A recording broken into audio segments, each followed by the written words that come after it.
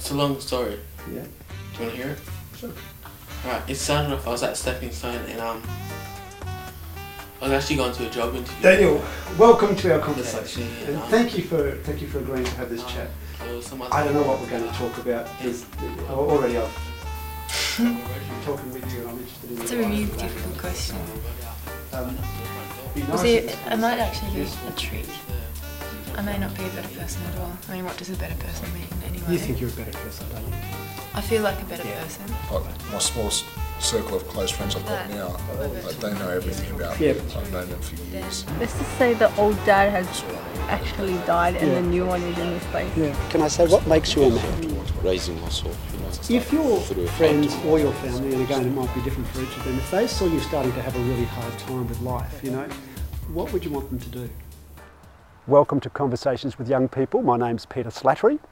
If you're someone who's having conversations with a young person to help them sort out a problem, manage a feeling, work out some conflict, pursue their dream, take the next step in life, then this video is intended for you. It's a training video, or more accurately, a learning video.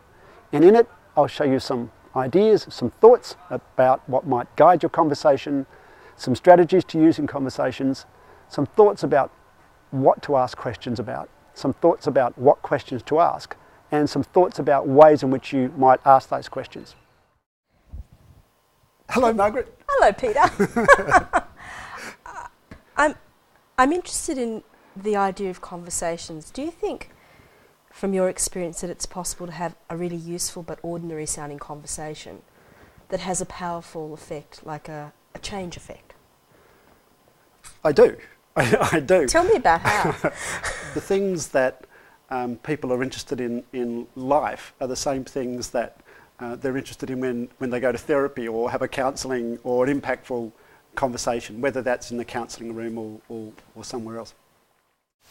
What's your best quality? Like something, and I want you just to be honest. I don't want you to sort of brag, and I don't want you to be going, oh no, I'm not really wonderful. What's something about you that's a really good thing?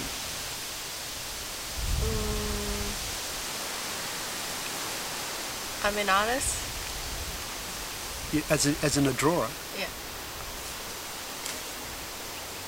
Okay. Can I ask you what that means? I know it means you draw pictures, and do you paint, or do you draw, or is it with a pen? Paint, draw. All those. All Okay. those. What does it mean to be an artist? What does it mean to you to be an artist? Well, you get lost in your own little world and you don't have to worry about anything. Is that what you do? If I draw, yeah. And do you draw often? All the time. Does that mean you're always getting lost in your own little world often? At school, even though I should be learning, most of the time the teachers find me drawing stuff. So, yeah. And is that okay, or do you get into trouble for that? Depends if I should be listening or not. How often are you listening and how often are you not listening? What's the balance? I should pay more attention in class. Okay, all right. Okay. Put your phone on this side if you can speak a language in any shape or form other than English. And put your phone over there. Does that include swearing? Because that's all I can do. Any shape or form. Because all I can do is swear in another language. Then put it over here. If you can't say anything. Put your phone on this side if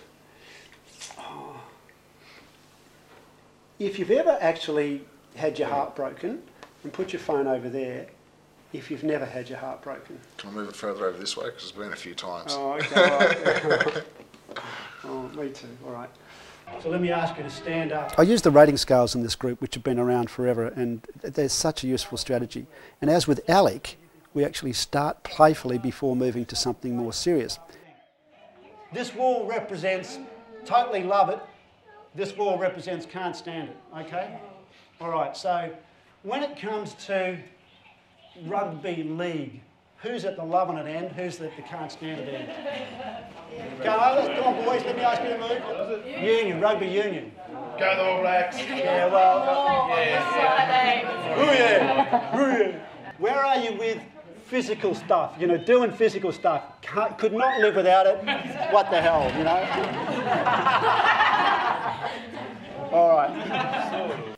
And because it is public, I encourage people to lie, which basically means it's a playful way of saying make a decision about what you keep to yourself and what you decide to make public. That wall represents you're a gold medal Olympic athlete. This wall represents, in terms of fitness, you're a bit of a couch potato, really. You're a bit of a slob, let's face it. The couch potatoes are over there. That's okay.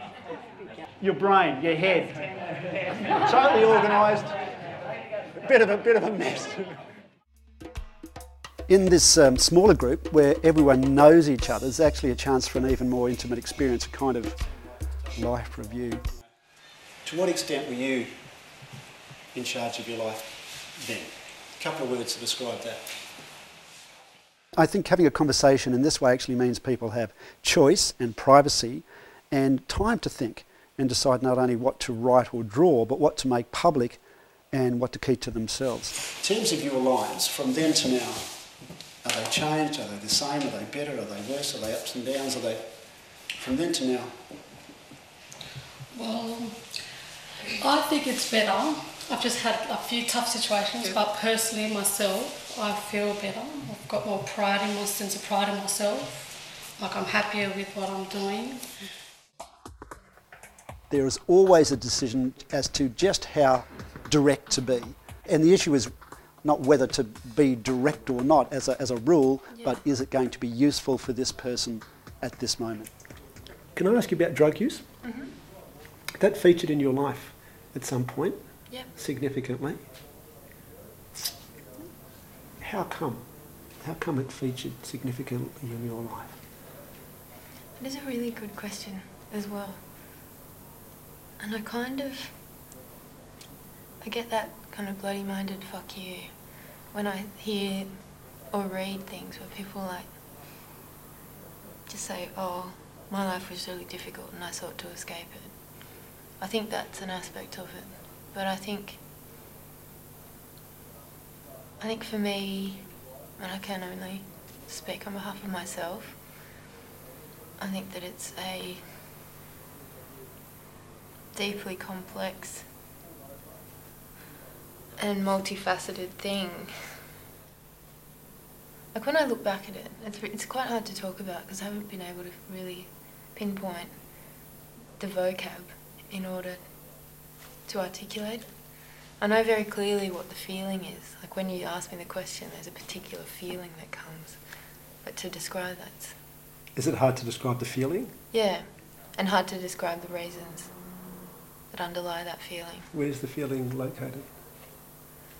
Maybe like here. But it's not kind of like a in my throat thing, and it's not a heart thing either. Mm. Or a stomach sickness. Can I ask you about your mum? Yeah. How long since you've seen her? Oh, I don't know, since when I was like 2 years old. Okay, so you're little. I haven't seen her since then. Okay. Are you in touch? No, not at all. Okay. And you'd like to be? Yes. Okay. I would. Do you think of her as your mum, or do you think of your stepmum as your mum? No, I think her, she's my mum, like, okay. Not my stepmum, you know. And this might seem like a kind of silly question too, but what does it mean to you that she's your mum and you haven't seen her for such a long time?